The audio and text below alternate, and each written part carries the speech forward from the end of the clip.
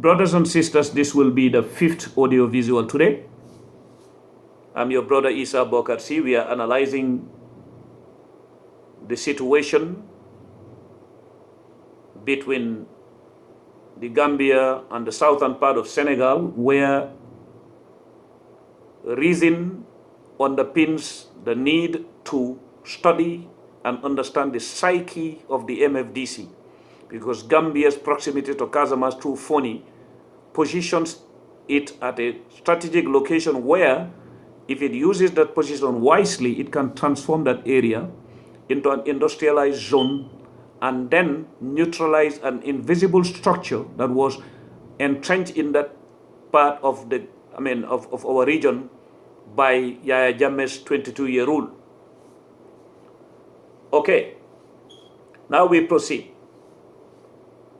It is important that communication, intelligence gathering, and pedagogy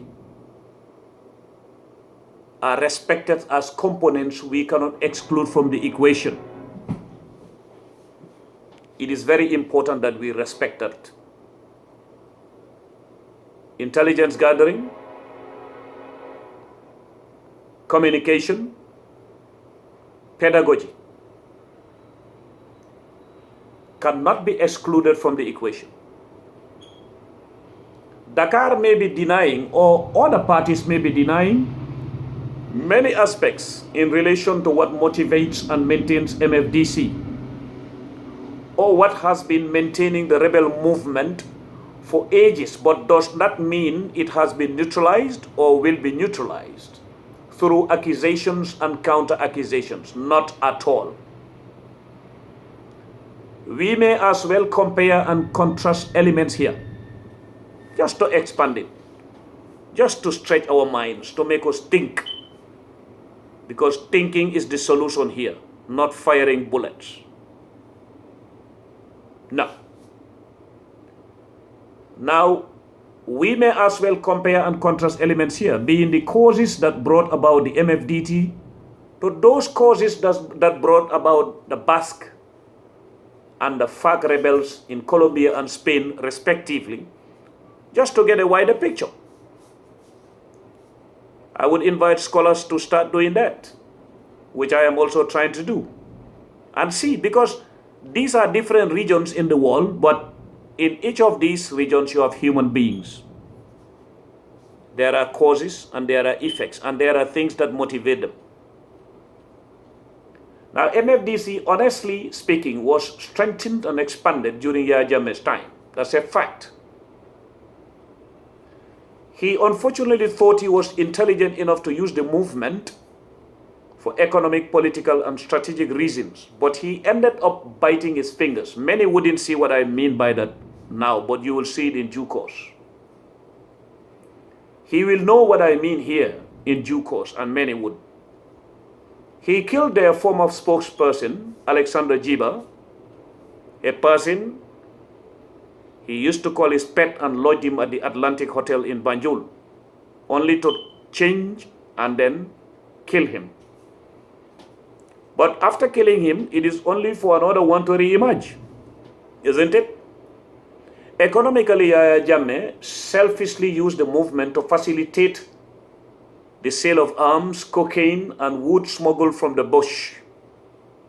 However, what he missed was this: he was not on every inch of the bush between Kabekil, Courage, and other parts of Casamance. He was not in their minds and hidden agendas and tactics. It was how organizations like the Wood Exporters Association in the Gambia were established. Militarily and politically, he used them to terrorize the area, therefore shielded his fief and imposed himself as the only force that could bring peace in Casamance. How many times have I gone against that? Therefore, for 22 years, Yahya Jammeh continued playing Russian roulette with the Senegalese state, and of course, and of course other forces like the United States of America and France, just to name a few, wanted to make sure stability was maintained in the area for their vested interests as well. Even not for economic reasons, for political reasons, 5 members of the Security Council are expected to maintain peace in every corner of the world where it can be possible, which is very difficult anywhere. Now, there are other factors we are going to look into here. Yahya Jammeh's departure is one thing, but the other thing is that MFDC has ever since its inception been able to find ways and means of surviving or weathering storms from 1947 to now. People say it began in 1982, but that is not correct. Pronouncements were made in 1982, but it did not begin its ideology in 1982. No. Okay? The spirit and principle that brought MFDC on the theatricalities of politics began way back in the late 40s. Research and intelligence gathering have authenticated that version.